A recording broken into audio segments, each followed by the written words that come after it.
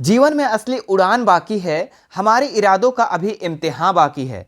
अभी तो नापी है हमने थोड़ी मुट्ठी भर जमीन, अभी तो नापने के लिए पूरा आसमान बाकी है। हेलो बच्चों, नमस्कार। आप सभी का हमारे इस यूट्यूब चैनल मिशन 2 पे आप लोगों का बहुत बहुत स्वागत है।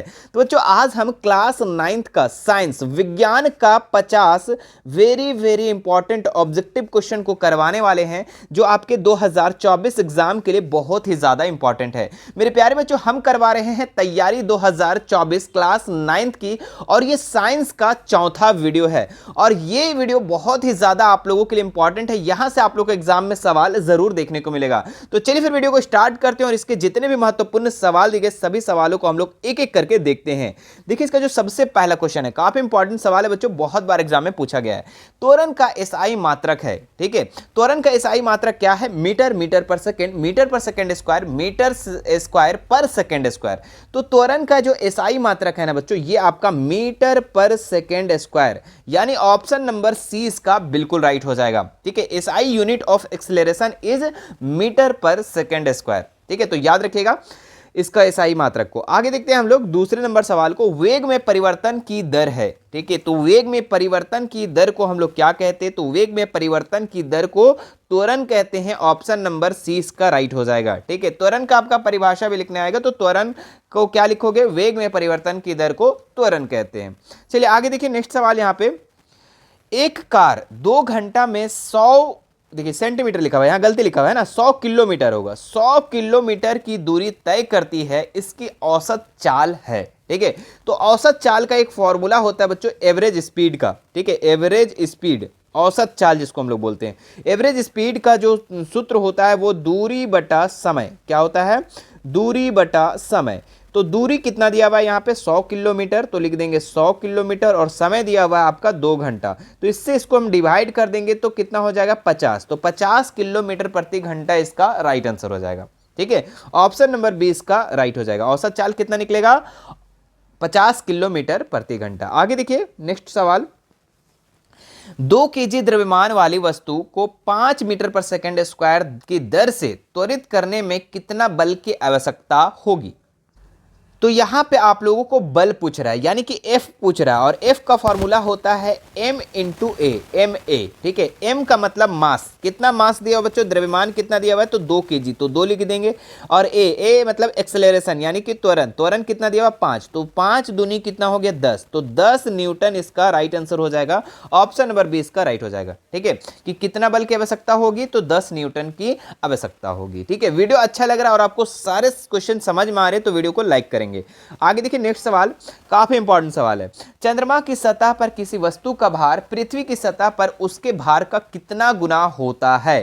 ठीक है, तो चंद्रमा की सतह पर वस्तु का भार जो है पृथ्वी की सतह का 1/6 गुना होता है। कितना गुना? 1/6 गुना होता है। आप याद रखेंगे, यदि किसी पिंड का, ठीक है, या फिर कोई भी चीज का, कोई भी वस्तु का, अगर यहां पे आपका यानी पृथ्वी पे अगर 60 केजी है, ठीक है, किसी भी वस्तु का 60 केजी है, तो चंद्रमा पर उसका भार कितना हो जाएगा? 1/6 गुना। तो इसको काटेंगे तो कितना हो जाएगा? 10 6 दहाई के 60। ठीक है, 10 केजी, यानी कि 10 केजी आपका चंद्रमा पे भार होगा। मतलब कि जितना पृथ्वी पे होगा उसका 1/6 गुना चंद्रमा पे होगा। इस चीज को आप अच्छे से याद रखना। आगे देखिए, नेक्स्ट सवाल यहाँ पे। धनुष की तनित डोरी में कौन सी ऊर्जा संचित होती है? ठीक है, तो आप धनुष तो देखे होंगे, धनुष इस तरीके से होता है। ठीक है, और यहां से आपका डोरी को खींचा जाता है। तो इसमें जो संचित ऊर्जा होता है वो कौन सा ऊर्जा होता है? तो स्थितिज ऊर्जा होता है। कौन सा ऊर्जा होता है? स्थितिज ऊर्जा। ऑप्शन नंबर ए इसका बिल्कुल राइट हो जाएगा। ठीक है, स्थितिज ऊर्जा यानी पोटेंशियल एनर्जी। आगे देखिए, नेक्स्ट सवाल यहां पे क्या लिखा हुआ है? किसी वस्तु का वेग दुगुना कर दिया जाए तो इसकी गतिज कितनी हो जाएगी? तो आप याद रखेंगे बच्चों, किसी वेग को, यदि किसी वस्तु के वेग को अगर दुगुना कर दिया जाए तो उसका जो गतिज हो जाएगा वो चौगुनी हो जाएगी, 4 गुना हो जाएगा। ऑप्शन नंबर सी इसका राइट हो जाएगा। आगे देखिए, नेक्स्ट सवाल यहाँ पे। इनमें से तरंग वेग, तरंग धैर्य, ठीक है, लैम्डा और एन के बीच कौन सा संबंध जो है ये सही है? ठीक है, तो तरंग धैर्य है ना, तरंग धैर्य, आवृत्ति और वेग का जो संबंध है ये आपका हो जाएगा v बराबर n इंटू लैम्डा। ठीक है, तो आपका ऑप्शन नंबर ए इसका राइट हो जाएगा। याद रखेगा, ठीक है, V बराबर N इंटू लैम्डा होता है, N लैम्डा। तो याद रखिएगा इन तीनों के बीच यही संबंध होता है। ऊर्जा का व्यावसायिक मात्रक क्या है? ठीक है, commercial unit of energy is. ठीक है, तो इसका ऊर्जा का व्यावसायिक मात्रक जो है ये kWh है। क्या है? kWh। ऑप्शन नंबर 20 का बिल्कुल सही हो जाएगा। आगे देखिए, सार्वत्रिक गुरुत्वीय स्थिरांक G का एसआई मात्रक है। ठीक है, तो G का जो एसआई मात्रक है वो न्यूटन मीटर स्क्वायर पर केजी स्क्वायर, यानी ऑप्शन नंबर सी इसका बिल्कुल राइट हो जाएगा। ठीक है, बहुत ही लाजवाब सवाल है और बहुत बार एग्जाम में पूछा गया। सार्वत्रिक गुरुत्वीय स्थिरांक G का एसआई मात्रक क्या होगा? न्यूटन मीटर स्क्वायर पर केजी स्क्वायर। ठीक है, आगे देखो, यदि किसी पिंड का विस्थापन शून्य है, मतलब उसका डिस्प्लेसमेंट अगर 0 है, तो बल द्वारा उस पिंड पर किया गया कार्य होगा। तो यदि मेरे प्यारे बच्चों अगर किसी भी वस्तु का, किसी भी पिंड का अगर उसका विस्थापन 0 है, तो उस पर किया गया जो कार्य हो जाएगा वो 0 जूल के बराबर होगा। कितना के बराबर? 0 जूल के बराबर, यानी ऑप्शन नंबर ए इसका बिल्कुल राइट हो जाएगा। निम्न में किसका जड़त्व अधिक है? तो आपको साफ साफ पता चल रहा है किसका ज्यादा जड़त्व होगा, जो सबसे ज्यादा भारी होगा। तो यहाँ पे साइकिल, कार, बस, रेलगाड़ी, सबसे ज्यादा भारी कौन? रेलगाड़ी। ठीक है, तो इसका जड़त्व जो होगा सबसे ज्यादा होगा। ठीक है, आपको कमेंट करके बताना है कि किसका जड़त्व इनमें से कम होगा। ठीक है, 12 नंबर का आप लोगों को कमेंट करके बताना कि कम जड़त्व किसका होगा। ठीक है, आगे देखते हैं नेक्स्ट सवाल। द्रव्यमान और वेग के गुणनफल को कहते हैं। तो द्रव्यमान और वेग के गुणनफल को हम लोग कहते हैं समवेग। क्या कहते हैं?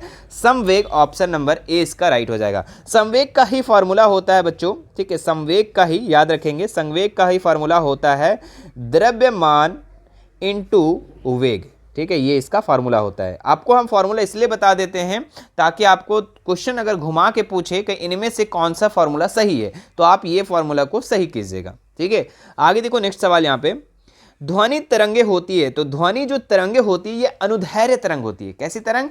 अनुदैर्घ्य तरंग होती है। ऑप्शन नंबर 20 का बिल्कुल राइट हो जाएगा। आगे देखिए, सामान्य मनुष्य के कानों के लिए श्रव्यता प्रास क्या है? ठीक है, तो एक जनरल मनुष्य, ठीक है, एवरेज मनुष्य जो है, ठीक है, एवरेज ह्यूमन, उसका जो कान का श्रव्यता प्रास है वो कितना होना चाहिए? तो 20 से 20,000 हर्ट्ज तक। तो कहाँ पे है बच्चों? तो ये आपका आप देख सकते हैं ऑप्शन नंबर ए में है, 20 हर्ट्ज से 20,000 हर्ट्ज तक। ठीक है, इतने ही सुन सकता है मानव जो है ना, मानव का कान 20 हर्ट्ज से 20,000 हर्ट्ज तक ही सुन सकता है। अगर 20 हर्ट्ज से कम कोई ध्वनि है तो वो नहीं सुन सकता है। ठीक है, 20,000 हर्ट्ज, 20 हर्ट्ज से कम ध्वनि को कुत्ता, बिल्ली, ये सब चूहा वगैरह सुनता है। आप देखे होंगे कि घर में अगर थोड़ा सा भी टिस से आवाज भी आता है तो चूहा फड़ाक से भागता है, मतलब कि वो कम ध्वनि को भी सुन लेता है। ठीक है, तो 20 हर्ट्ज से कम ध्वनि को मनुष्य नहीं सुन सकता, उसको कुत्ता, बिल्ली, ये सब है ना, चूहा वगैरह सुनता है। ठीक है, तो प्रास आप याद रखेगा सामान्य मनुष्य के लिए। ठीक है, कि 20 हर्ट्ज से 20,000 हर्ट्ज तक होता है।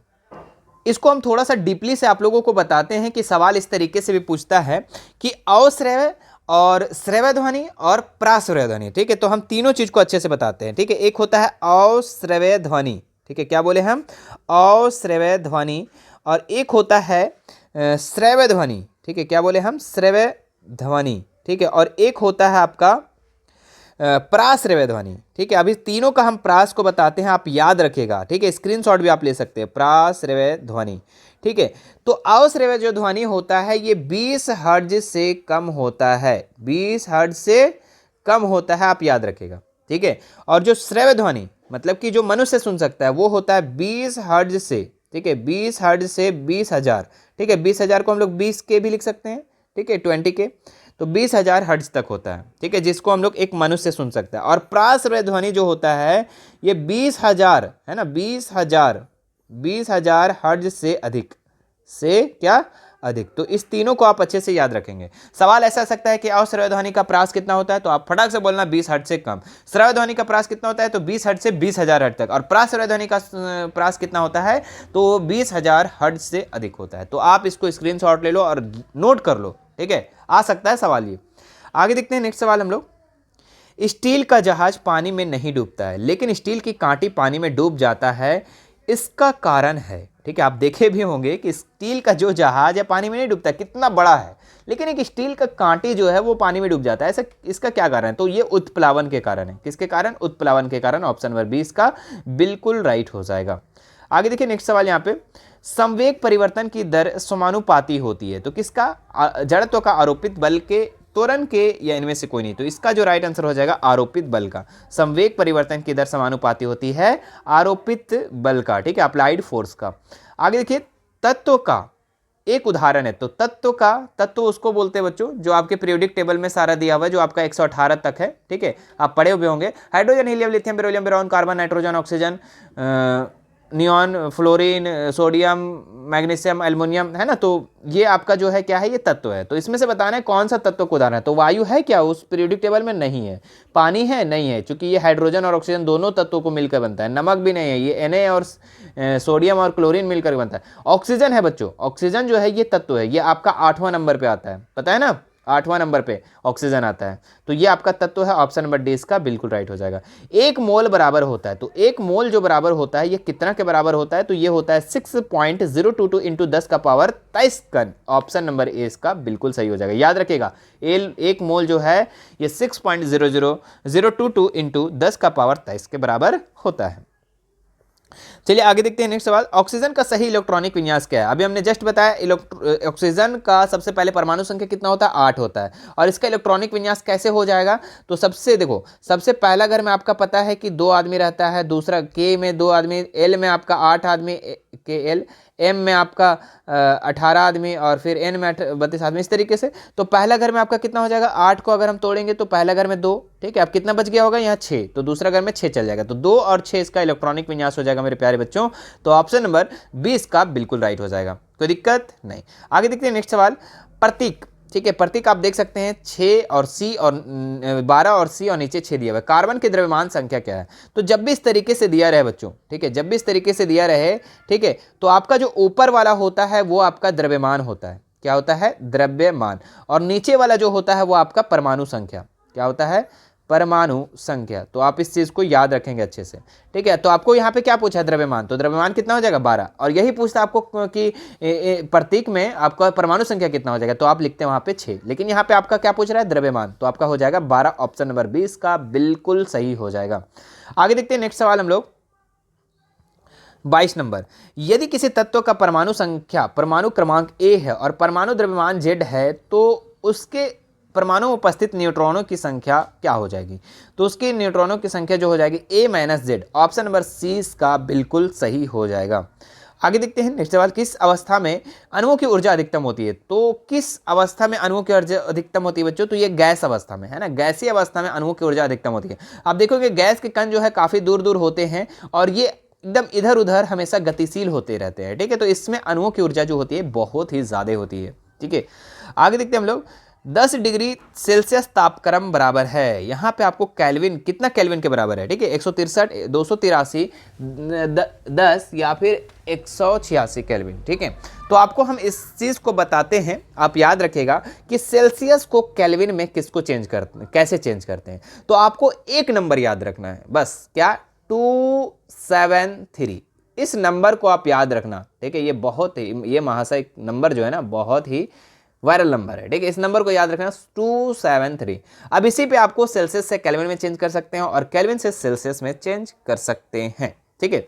तो यहाँ पे आपका सेल्सियस से केल्विन में चेंज करना है, मतलब सी से आपको के की तरफ जाना है, सी से के की तरफ जाना है। तो देखो सी क्या है? छोटा है और के क्या है? बड़ा है। तो आपको 273 को क्या कर देना? प्लस कर देना। क्योंकि छोटा से जब बड़ा की तरफ जाओगे तो आपको क्या करना होता है? प्लस करना होता है। तो सेल्सियस कितना है? 10 मेरे प्यारे बच्चों, और 273 आपको यहाँ पे ऐड कर देना है। तो कितना हो जाएगा? 283 हो जाएगा। कितना हो जाएगा?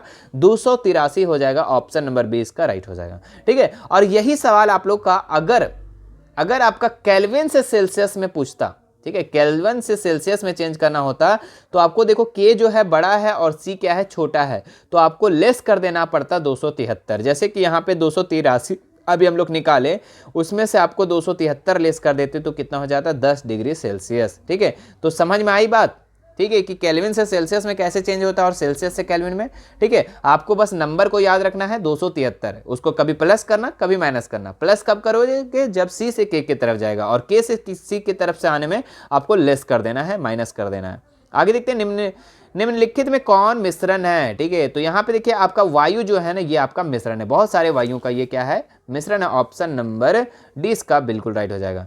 आगे देखिए Cl माइनस आयन में संयोजकता इलेक्ट्रॉनों की संख्या क्या होगी, है ना। तो देखिए क्लोरीन का जो है ना, क्लोरीन का संयोजकता जो होता है वो 7 होता है, लेकिन Cl ऊपर जब आयन पूछ देगा क्लोरीन आयन तो आपको 1 प्लस कर देना है, तो कितना हो जाएगा 8, यानी कि ऑप्शन नंबर 20 का सही हो जाएगा। आगे देखिए रदरफोर्ड का अल्फा कण प्रकीर्णन प्रयोग किसकी खोज के लिए उत्तरदायी है, ठीक है, तो ये परमाणु केंद्रक के लिए उत्तरदायी है, ऑप्शन नंबर ए इसका बिल्कुल सही हो जाएगा। आगे देखते हैं नेक्स्ट सवाल। 0.5 मोल H2O का द्रव्यमान होगा, द्रव्यमान पूछ रहा है बच्चों, ठीक है, तो इसका एक फॉर्मूला होता है, फॉर्मूला आप लोगों को हम बता रहे हैं कि एक फॉर्मूला होता है मोल बराबर, क्या होता है, मोल बराबर होता है द्रव्यमान, ठीक है, द्रव्यमान बटा अनुभार, अनुभार बोल सकते हैं या आणविक भार भी बोल सकते हैं, अनुभार, ठीक है, ये एक फार्मूला होता है। अब इसी फार्मूला पे आपको क्या करना है, बनाना है। तो मोल कितना दिया हुआ मेरे प्यारे बच्चों, तो 0.5 दिया हुआ है। द्रव्यमान कितना दिया हुआ है, सर द्रव्यमान तो ही निकालना है, तो द्रव्यमान के जगह में हम क्या लिख देंगे, द्रव्यमान ही लिख देंगे। लेकिन अनुभार कितना दिया है, तो आपको H2O का अनुभार निकाल लेना है साइड में, ठीक है, चलिए हम निकालते हैं यहाँ पे साइड में अनुभार, H2O का अनुभार, ठीक है। तो देखिए हाइड्रोजन, हाइड्रोजन केटो है बच्चों, ठीक है, एक मिनट ये तो गड़बड़ हो गया, चलिए हाँ, तो हाइड्रोजन कितना है, चलो पहले अनुभार ही निकाल लेते हैं ना, बैठा देंगे बाद में। तो H2 और O है ना, तो हाइड्रोजन कितना है आपका, 1 है हाइड्रोजन का अनुभार, और कितना हाइड्रोजन है, 2 ठो, तो 2 से गुना कर देंगे 2 हो जाएगा। ऑक्सीजन का द्रव्यमान कितना होता है 16, और कितना ठो है, 1 ही ठो ऑक्सीजन है, तो कितना हो जाएगा 16, तो कितना हो जाएगा ये 18, अनुभार निकल गया 18, ठीक है। अब आपको हम फॉर्मूला क्या बताए थे कि मोल बराबर, मोल जो है आपका द्रव्यमान आपको ऊपर लिख लेना है, ठीक है, ऊपर तो अभी फॉर्मूला लिख दिए थे इसलिए हम बार बार नहीं लिख रहे, ठीक है, और नीचे आपका कितना अनुभार आया, 18 आया, ठीक है। अब देखो यहाँ पे हम क्या कर देंगे, क्रॉस मल्टीपल कर देंगे, ठीक है, तो 18 को 0.5 से हम गुना कर देंगे, इधर 0.5 को हम 18 से गुना कर देंगे, तो यहाँ पे क्या बच जाएगा हमारा द्रव्यमान, ठीक है। अब इसको गुना करेंगे तो कितना हो जाएगा, 18 को 0.5 से, तो 9 आ जाएगा, तो 9 इसका राइट आंसर हो जाएगा, 9 ग्राम, ठीक है, कितना आंसर हो जाएगा 9 ग्राम। चलिए कहाँ पे है, तो option number B, option number B इसका राइट हो जाएगा। आगे देखते हैं निम्नलिखित में कौन कपड़ा गर्मियों के समय में अधिक आराम दे देता है। अरे बचपन से पढ़ते आ रहे हो कि सूती कपड़ा, गर्मियों में कौन सी कपड़ा पहनना चाहिए, सूती कपड़ा, ऑप्शन नंबर सी इसका बिल्कुल सही हो जाएगा। आगे देखते हैं लोग, वीडियो कैसा लग रहा है बच्चों, ठीक है, आपको सारा क्वेश्चन अगर समझ में आ रहा है, एक बार में दिमाग में घुस रहा है, ठीक है, तो लाइक करेंगे और ज़्यादा से ज़्यादा बच्चों तक इस वीडियो को पहुँचाएंगे, ठीक है, थोड़ा सा आपको हम मदद कर रहे तो आप भी हमारी मदद करेंगे, ठीक है।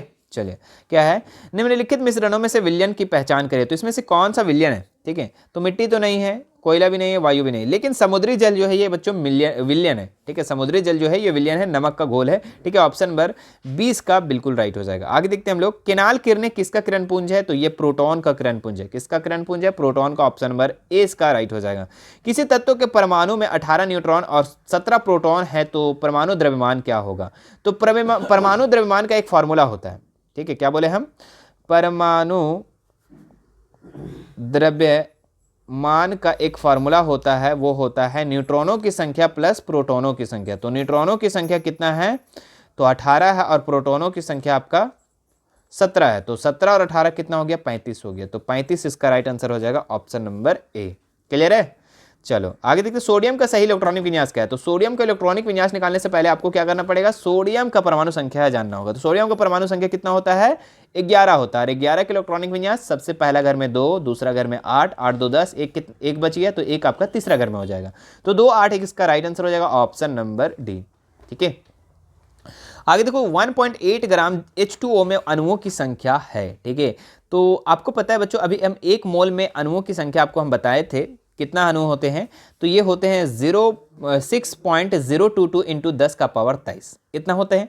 लेकिन यहाँ पे आपका 1.8 ग्राम जल का अणु पूछ रहा है, ठीक है, तो सबसे पहले इसका मोल निकाल लो, ठीक है, इसका मोल निकाल लो, तो इसका कैसे निकल जाएगा, 1.8 ग्राम है ना, तो द्रव्यमान आपका दे दिया है 1.8, और अभी H2O का हम लोग द्रव्यमान कितना निकाले थे बच्चों, ठीक है, 2 और 8 16 18 है ना, तो 18 हो जाएगा, ठीक है। तो इसको हम अगर काटते हैं, इसको अगर हम काटते हैं तो ये पॉइंट हट जाएगा, यहाँ पे हो जाएगा हमारे पास, एक मिनट, कितना हो जाएगा, 18 × 180, मतलब कि 1/10 हो जाएगा, ठीक है, 1/10 हो जाएगा 1.8 ग्राम जल का अणु, ठीक है। अब आपको यहाँ पे 1 मोल में अणु का संख्या कितना है, तो 0.22 इंटू 10 का पावर 23, ठीक है। और आपका यहाँ पे अभी हमने जस्ट कितना निकाला, 1/10 निकाला। तो अगर आपको यहाँ पे देख सकते हैं, इसको काटेंगे तो 10 से एक 10 इसमें कट जाएगा, तो यहाँ पे कितना बचेगा, 22, ठीक है। तो 6.022 इंटू 10 का पावर 22 इसका राइट आंसर हो जाएगा। ऑप्शन नंबर डी इसका बिल्कुल राइट हो जाएगा, कोई दिक्कत नहीं। आगे देखते हैं हम लोग, आत्महत्या की थैली कहा जाता है। क्लास 8 से पढ़ते आ रहे हो कि आत्महत्या की थैली किसे कहा जाता है। बहुत बार हम बता चुके हैं आप लोगों को कि आत्महत्या की थैली किसे कहा जाता है, तो ये लाइसोसोम को कहा जाता है मेरे प्यारे बच्चों, याद रखना, आत्महत्या की थैली लाइसोसोम को कहा जाता है, ठीक है। और कोशिका का पावर हाउस, बिजली घर, ठीक है, बिजली घर किसे कहा जाता है, तो ये माइटोकॉन्ड्रिया का। तो दोनों क्वेश्चन बहुत ही लॉलीपॉप सवाल है और दोनों को आपको अच्छे से याद रखना है कि आत्महत्या की थैली लाइसोसोम को कहा जाता है और पावर हाउस यानी कि कोशिका का बिजली घर माइटोकॉन्ड्रिया को कहा जाता है। ट्रैकिड्स पाए जाते हैं, तो ट्रैकिड्स जो पाया जाता है ये कहाँ पाया जाता है, तो ये जो पाया जाता है आपका जाइलम में, ठीक है। कहाँ पाया जाता है, जाइलम में। आगे देखते हैं हम लोग, मलेरिया का रोग वाहक है, तो मलेरिया कौन फैलाता है, ठीक है। बच्चा लोग बोलेगा कि सर मच्छर फैलाता है, मच्छर ही एक जगह से दूसरे जगह तक मलेरिया को पहुंचाने का काम करता है, ठीक है। आगे देखते हैं हम लोग, ओजोन गैस पाई जाती है, तो ओजोन जो गैस है ना बच्चों, आपका समताप मंडल में पाया जाता है। कहाँ पे पाया जाता है, समताप मंडल में। ऑप्शन नंबर सी इसका बिल्कुल राइट हो जाएगा। पौधों द्वारा संश्लेषित पदार्थ कहलाते हैं, तो पौधे द्वारा संश्लेषित पदार्थ को हम लोग क्या कहते हैं, तो जैव रसायन कहते हैं। क्या कहते हैं, बायोकेमिकल्स, यानी ऑप्शन नंबर ए इसका बिल्कुल सही हो जाएगा। एक सूक्ष्म तत्व है, तो सूक्ष्म तत्व क्या है यहाँ पे, तो जस्ता जो है बच्चों, ये आपका एक सूक्ष्म तत्व है। ऑप्शन नंबर ए इसका बिल्कुल राइट हो जाएगा। आगे देखते हैं, पादप और जंतु कोशिका में प्रमुख अंतर क्या है, तो पादप है ना, मतलब पेड़ पौधे, और जंतु, इन दोनों में अगर प्रमुख अंतर हम देखें तो पोषण संबंधी है ना, खाना खाने के जो है वो आपका इससे काफ़ी अंतर बताया जा सकता है, ठीक है। आगे देखिए, चूंकि पादप में आपका क्या होता है, स्वपोषी होता है, मतलब अपना भोजन स्वयं बनाता है, लेकिन जंतु में क्या होता है, ये विषमपोषी होता है ना। चलिए, मेंढक क्या है, मेंढक आपका बच्चों आपका उभयचर है। क्यों, क्योंकि ये पानी में भी रहता है, ये पानी में भी रहता है और स्थल में भी रहता है, ठीक है। तो ये क्या हो गया, उभयचर हो गया। ऑप्शन नंबर ए इसका बिल्कुल सही हो जाएगा, ठीक है, याद रखिएगा। कहीं कहीं आपका इंग्लिश में भी लिखा हुआ रहता है, तो एमेफेबिया भी आप याद रखिएगा, एमेफेबियन, ठीक है, एम्फेबियन। आगे देखते हैं नेक्स्ट बार, एक विश्वव्यापी बीमारी, मतलब कि पूरे विश्व का बीमारी कौन सा, एड्स जो है आपका विश्वव्यापी बीमारी है, ठीक है, आप लोग को हम बताए थे, ठीक है। एड्स जो है आपका विश्वव्यापी बीमारी है, और साथ साथ में आपका सॉर्स भी जो है ये आपका विश्व बीमारी है, ठीक है। और अभी आपका वर्तमान में जो चला था आपका 2020-21 में जो कोरोना, वो भी आपका विश्वव्यापी बीमारी कहा जा सकता है ना। तो ये आपका एड्स हो जाएगा। यहाँ पे एक संक्रमक रोग है, संक्रमक रोग उसे कहते हैं बच्चों जो एक शरीर से दूसरे शरीर में फैल जाता है। तो हैजा जो है आपका ये एक संक्रमक रोग है।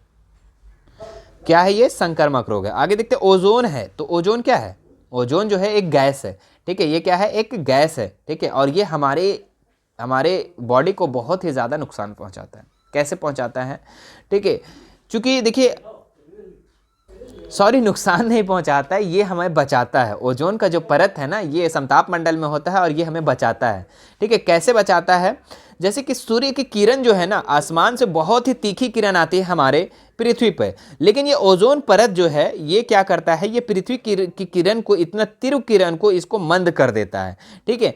और ये क्या होता है, हमारे शरीर की त्वचा को नुकसान करने में, मतलब कि ये बचाने में बहुत ज़्यादा हेल्प करता है, ठीक है। और अभी के समय में बच्चों ओजोन का जो परत है धीरे धीरे छिद्र होते जा रहा है, पतला होते जा रहा है, छिद्र होते जा रहा है, ठीक है। ये इसका क्या कारण है, ओजोन का परत का जो खत्म होना, छिद्र होना, क्या कारण है, तो क्लोरोफ्लोरोकार्बन के कारण ही ओजोन परत धीरे धीरे क्या हो रही है, छिद्र हो रही है। ये कहाँ निकलता है, ये तो फ्रिज हो गया, और भी फ्रिज वगैरह से आपका, और उद्योग वगैरह से आपका ये क्लोरोफ्लोरोकार्बन निकलता है जो हमारे ओजोन परत को छिद्र कर रहा है, ठीक है। आगे देखते हैं नेक्स्ट सवाल, ईडीपी क्या है, तो ईडीपी एक आपका धूमक है। क्या है ये, आपका धूमक, याद रखिएगा। आगे देखते हैं, किस प्रकार के उत्तकों की क्रियाशीलता के कारण पौधों में वार्षिक वलय बनती है, तो वार्षिक वलय बच्चों ये आपका पार्श्व विभोजी उत्तक के कारण बनता है। ऑप्शन नंबर बी इसका बिल्कुल सही हो जाएगा। आगे देखिए, बस 2 सवाल और बचा हुआ है, आप दोनों सवाल को अच्छे से कर लेंगे। क्या लिखा हुआ है, वायुमंडल में नाइट्रोजन की प्रतिशतता है। ठीक है, वायुमंडल में नाइट्रोजन की प्रतिशत अगर देखें तो 78% लगभग। ठीक है, तो 78% ऑप्शन नंबर 20 का बिल्कुल सही हो जाएगा। पादप कोशिका के चारों तरफ पाई जाने वाले झिल्ली को कहते हैं। ठीक है, तो पादप कोशिका किस चीज़ का बात कर रहे हैं? पादप कोशिका। तो पादप कोशिका के चारों ओर जो पाया जाता है झिल्ली, उसको हम लोग कोशिका भित्ति कहते हैं, और ये सबसे बाहरी परत होती है पादप कोशिका की। और यही सवाल आप लोगों को बोल देता कि जंतु कोशिका के चारों तरफ पाए जाने वाले, तो वो आपका हो जाता कोशिका झिल्ली या फिर प्लाज्मा झिल्ली। ठीक है, तो आपका यहाँ पे पादप पूछा इसलिए यहाँ पे हो जाएगा आपका कोशिका भित्ति। ठीक है, तो ये था बच्चों आप लोगों का 50 वेरी इंपॉर्टेंट सवाल। मुझे आशा है कि ये सारा क्वेश्चन आप लोगों को अच्छे से समझ में आ गया होगा। ठीक है, और ये आपका साइंस का यानी कि विज्ञान का आपका चौथा वीडियो था। ठीक है, चौथा मॉडल पेपर। इसी मॉडल पेपर में हम 50 क्वेश्चन को करवाए हैं। बाकी सारे मॉडल पेपर आप प्रीवियस आप देख सकते हैं। तो आपका सेट 1, ठीक है, सेट 1, 2 और 3 में हम 40 क्वेश्चन करवाएं, लेकिन इस मॉडल पेपर में हम आपको 50 क्वेश्चन करवाएं। तो सभी मॉडल पेपर को आपको देख लेना है। अगर आप इस वीडियो को पूरा देख लिए हैं तो पिछले मॉडल पेपर को भी जरूर से जरूर देख लेना। ठीक है, जिस तरीके से आप लोगों का, ठीक है, मेरा मेन मकसद क्या है कि तैयारी 2024 क्लास 9 तैयारी 2024 फाइनल एग्जाम का। ठीक है, और इसमें हम आप लोगों को बहुत सारे मॉडल पेपर करवा रहे हैं। ठीक है, बहुत सारे मॉडल पेपर करवा रहे हैं। ठीक है, तो सभी मॉडल पेपर को आपको देखना है। ठीक है, मैथ का, साइंस का, सोशल साइंस का, इंग्लिश, सारे सब्जेक्ट का आपको मॉडल पेपर करवाया जा रहा है। ठीक है, तो सभी मॉडल पेपर को आप लोगों को देख लेना है। ठीक है, अगर कोई भी दिक्कत है हमारा Instagram, Telegram, WhatsApp group, WhatsApp channel, social media, सभी सोशल मीडिया का लिंक मैं डिस्क्रिप्शन में दे दिया हूँ। ठीक है, वहाँ से आप हमसे ऐड हो सकते हैं, फॉलो कर सकते हैं। इंस्टाग्राम में आप हमसे बातें कर सकते हैं, टेलीग्राम में आपको बहुत सारे नोट्स प्रोवाइड करवाए जाएंगे, और व्हाट्सएप पे आपको अपडेट किया जाएगा, व्हाट्सएप चैनल पे अपडेट किया जाएगा, नोटिस मिलेंगी, और वीडियो कौन से अपलोड होने वाली वो सारी जानकारी आपको वहाँ पे दिया जाएगा, जी उसमें भी हम लोग डायरेक्ट बात कर सकते हैं एक दूसरे से। ठीक है, तो आप हमसे जुड़ सकते हैं, लिंक मैं डिस्क्रिप्शन में दे चुका हूं। ठीक है, मेरे प्यारे बच्चों, एक छोटा सा रिक्वेस्ट है आप लोगों से कि थोड़ा सा वीडियो को ज़्यादा से ज़्यादा आपको शेयर करना है। वीडियो में अगर हमारे चैनल फर्स्ट बार आए हो तो सब्सक्राइब कर लेना है। ठीक है, और घंटी का बटन को भी ज़रूर दबा लेना है, ताकि मेरी नई वीडियो आए तो आपके पास चला जाए, आप वंचित ना रहे हमारे नई वीडियो से। ठीक है, तो आप नोटिफिकेशन को जरूर प्रेस कर लेना है, दबा लेना है, ताकि मेरे नया वीडियो जैसा आएगा ना तो आपके पास फटाक से ऊपर में नोटिफिकेशन आएगा कि मिशन 2 की तरफ से एक वीडियो अपलोड हुई है। ठीक है, तो आप नोटिफिकेशन को भी जरूर से जरूर दबा लेना। ठीक है, चलिए फिर मिलते हैं नेक्स्ट वीडियो में। Thank you so much. Next part को लेकर के, नेक्स्ट मॉडल पेपर को लेकर थैंक